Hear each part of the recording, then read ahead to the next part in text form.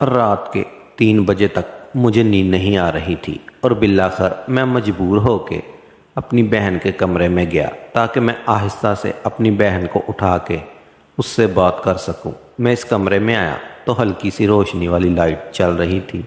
میری ساری بہنیں سو رہی تھی اور پھر میں نے اپنی بڑی بہن کو دیکھا۔ وہ تو اپنے کمرے میں نہیں سو رہی تھی۔ میں بڑا حیران ہوا کہ میری بڑی بہن اس رات کہاں جا سکتی ہے۔ میں باہر صحن میں آیا۔ باتھ روم باہر صحن میں بنا ہوا تھا۔ باتھ روم کے قریب آیا تو مجھے ہلکی سی سرگوشیوں کی آواز آ رہی تھی۔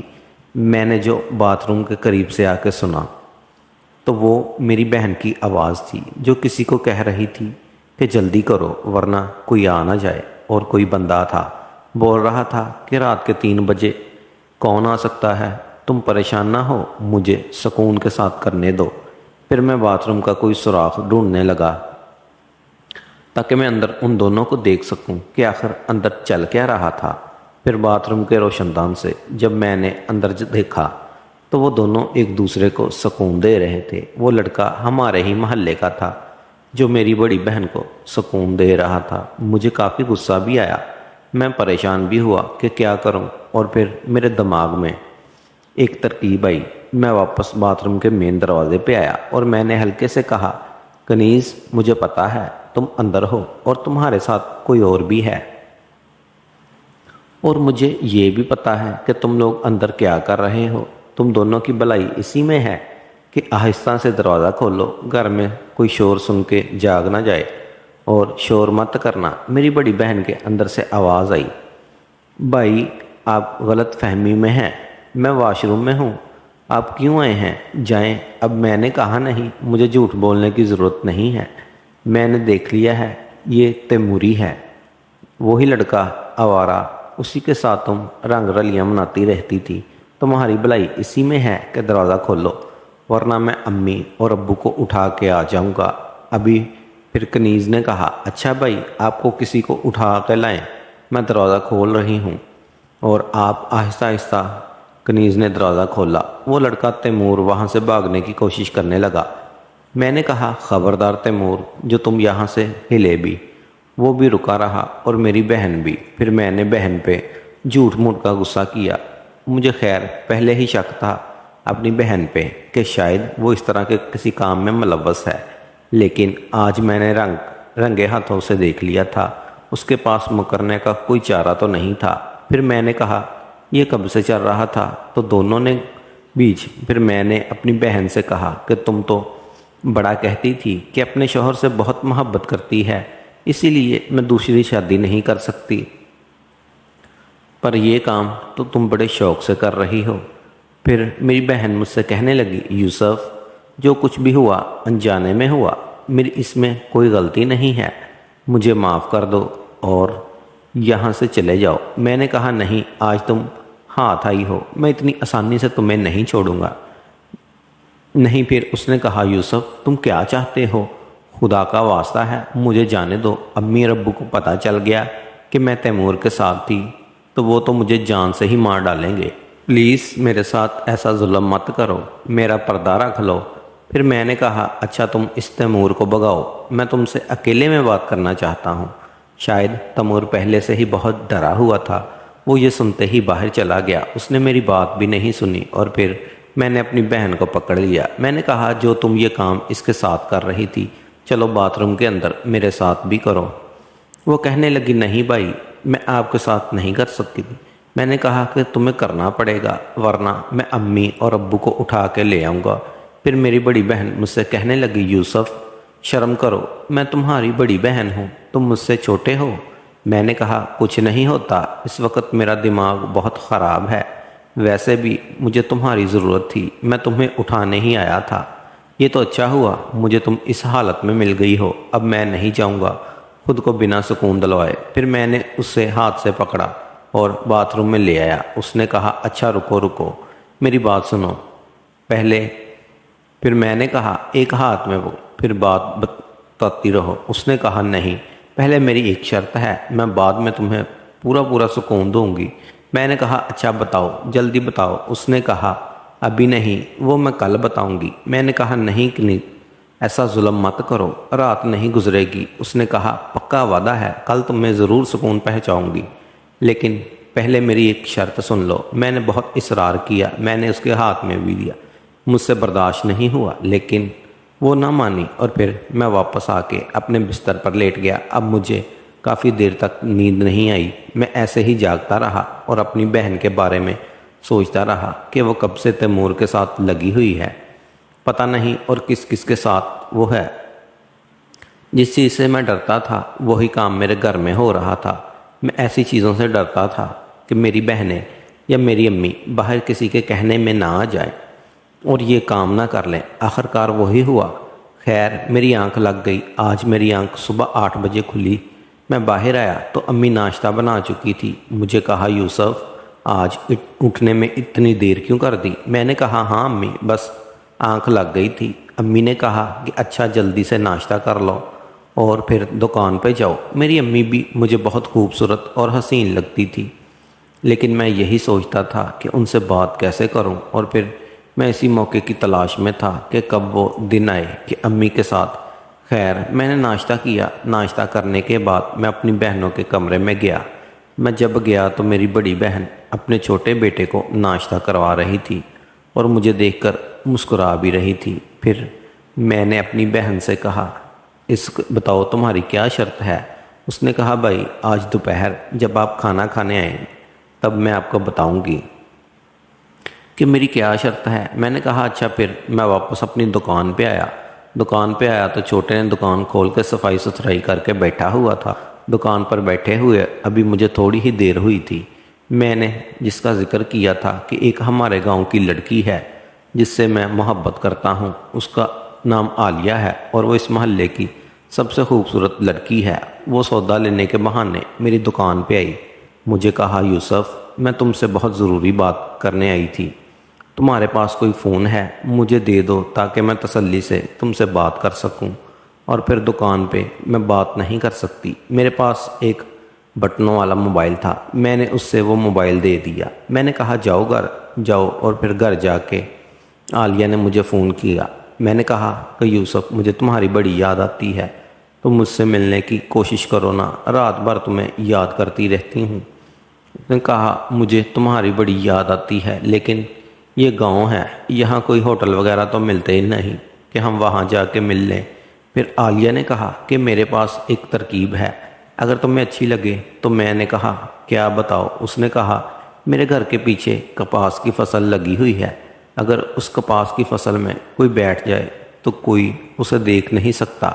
اگر تم کہو تو میں رات کو وہاں آؤں گی تو تم بھی آ جانا، وہاں ہم ایک دوسرے سے سکون سے مل لیں گے۔ میرا دل تو بڑا کیا عالیہ کے ساتھ ملوں، چونکہ وہ خوبصورت بہت تھی، گاؤں میں اتنی خوبصورت تھی کہ سارے لڑکے اسی کے پیچھے ہوتے تھے، لیکن میں ڈر رہا تھا کہ اگر میں عالیہ کے ساتھ رنگے ہاتھوں پکڑا گیا تو یہ گاؤں والے مجھے چھوڑیں گے نہیں، اور میرا دوسرا بھی ہو گیا تھا میری بہن کی صورت میں۔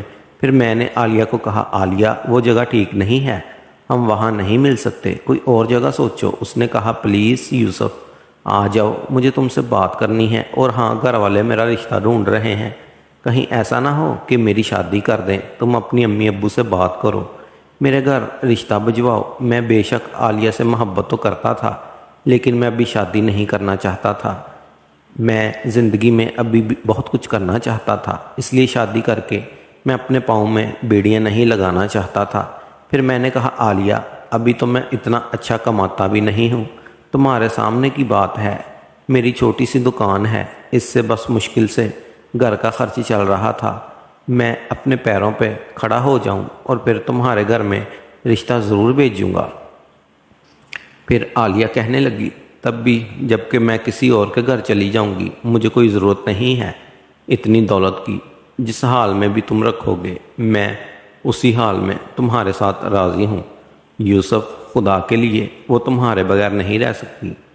حالت کچھ میری بھی ایسی ہی تھی، عالیہ سے شاید میں سچی محبت کرتا تھا، دل تو میرا بھی چاہتا تھا کہ میں شادی کر لوں، لیکن میں نہ کہوں۔ میں دیکھتا تو کہ جو جلد بازی میں شادی کر لیتے ہیں اور پھر کمانے کے لیے ان کو باہر جانا پڑتا ہے، ان کی عورتیں یہاں اکیلے کسی اور کے ساتھ۔ اس لیے میں نے سوچا کہ میں تب تک شادی نہیں کروں گا، اور اگر کروں گا تو میں اپنی بیوی کو ساری زندگی ہمیشہ اپنے ساتھ ہی رکھوں گا۔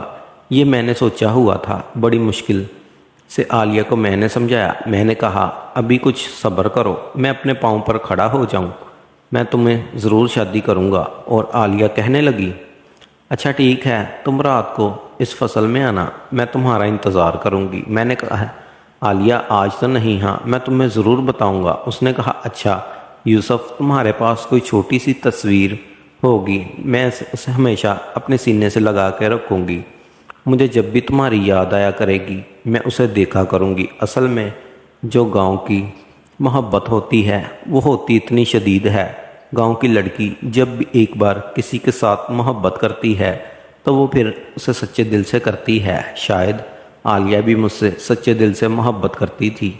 میں نے کہا اچھا کل جاؤں گا یا آج کسی بھی ٹائم جاؤں گا، پاسپورٹ سائز تصویر بنوا کے آؤں گا اور میری دکان پہ آ جانا اور میں تمہیں دے دوں گا۔ اس نے کہا اچھا ٹھیک ہے۔ پھر اس نے کہا اچھا یہ موبائل لینے کے لیے اس چھوٹے کو بھیجو جو تم نے دکان پہ رکھا ہوا ہے۔ میں نے کہا اچھا ٹھیک ہے۔ پھر میں نے چھوٹے کو بھیجا۔ اصل میں وہ چھوٹا میرا کافی حد تک رازدار بھی تھا اور وہ میری عادت سے خوب واقف تھا، کیونکہ جو بھی عورت میری دکان پہ آتی میں اصل میں دل پھینک بندہ ہوں، حسن پرست بھی ہوں، اچھی چیز مجھے بہت اچھی لگتی ہے، خوبصورت چیزوں کی میں تعریف کرتا ہوں، شاید اس لیے مجھے سب محلے والے ٹھرکی کہتے تھے۔ میں نے اس چھوٹے کو کہا کہ جاؤ اور وہ موبائل لے کے آؤ، اور موبائل لے کے آیا۔ کب دوپہر ہو گئی مجھے پتہ ہی نہیں چلا۔ پھر میں نے کہا چھوٹے آج تم میں گھر جانے مت جانا، میں خود ہی گھر جا کے کھانا کھاؤں گا۔ اس نے کہا اچھا استاد جی۔ اب دوپہر کا 1 بج رہے تھے۔ میں نے کھانے کے بہانے اب گھر آیا تھا۔ گھر آیا تو امی ابھی تک کھانا نہیں بنایا تھا۔ کہا یوسف آج تم کھانا لینے گھر آئے ہو، اس کے چھوٹے بھیج دیتے۔ میں نے کہا ہاں میں وہ چھوٹا ذرا کام میں مصروف تھا اس لیے میں خود آیا ہوں۔ اس نے کہا ابھی تو کھانا نہیں بنایا، اچھا تم بیٹھ جاؤ۔ پھر اپنی بہن کے کمرے میں گیا۔ میری 2 چھوٹی بہنیں شاید کسی کے گھر گئی ہوئی تھی، وہ بھی نہیں تھی۔ میری بڑی بہن اکیلے بیٹھی ہوئی تھی۔ میں نے اس سے پوچھا ہاں کیا شرط ہے تمہاری، تم نے بتایا ہی نہیں۔ اس نے کہا بھائی میں ایک بندے کو پسند کرتی ہوں۔ میں نے کہا ہاں مجھے پتہ ہے، تیمور کو۔ اس نے کہا نہیں تیمور کو نہیں، وہ کوئی اور ہے، ہماری برادری کا نہیں ہے۔ پھر میں نے کہا کنیز تم رات تیمور کے ساتھ یہ کام کیوں کروا رہی تھی اگر اس کو پسند نہیں کرتی؟ اس نے کہا بھائی وہ تو میری ضرورت پوری کرتا ہے، میں اس سے منع بھی نہیں کر پائی اس لیے۔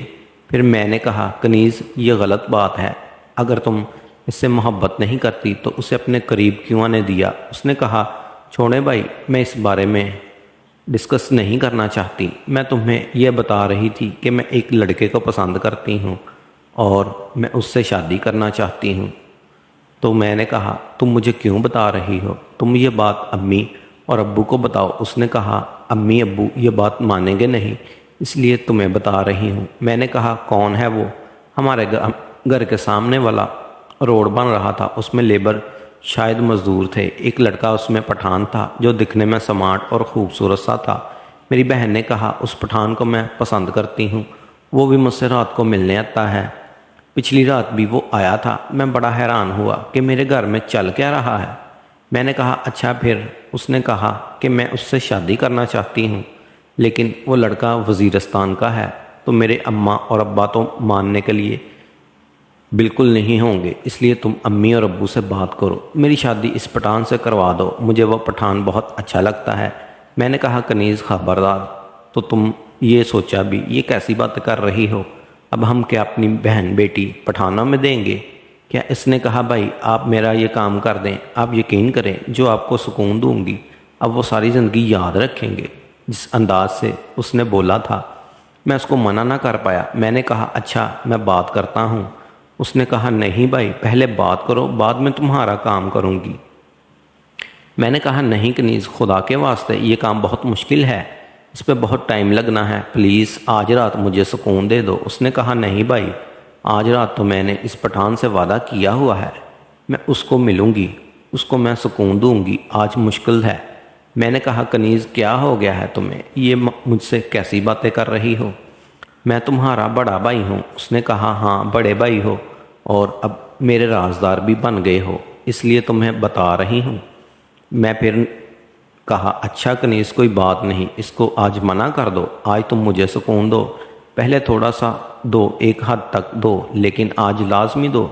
پھر میں کل تمہارے سامنے امی اور ابو سے بات کروں گا، لیکن طریقے سے، ہم ڈائریکٹ یہ نہیں بولیں گے کہ فلاں لڑکا ہے۔ میں امی اور ابو کو بٹھاؤں گا اور ان کو بولوں گا کہ آپ میری بڑی بہن کی شادی کر دیں، اور پھر میں کسی اچھے طریقے سے چکر چلاؤں گا تاکہ تمہاری شادی اس پٹھان سے ہو جائے۔ میری بہن نے کہا کہ ہاں یہ کام کر دو، پوری زندگی تمہیں سکون دیتی رہوں گی۔ میں نے کہا آج رات میرے کمرے میں آنا، تمہارے ساتھ تو میری دوسری بہنیں بھی سو رہی ہوتی ہیں، عائشہ اور سلمہ، اس لیے میں تو یہاں نہیں آ سکتا، تم آ جانا۔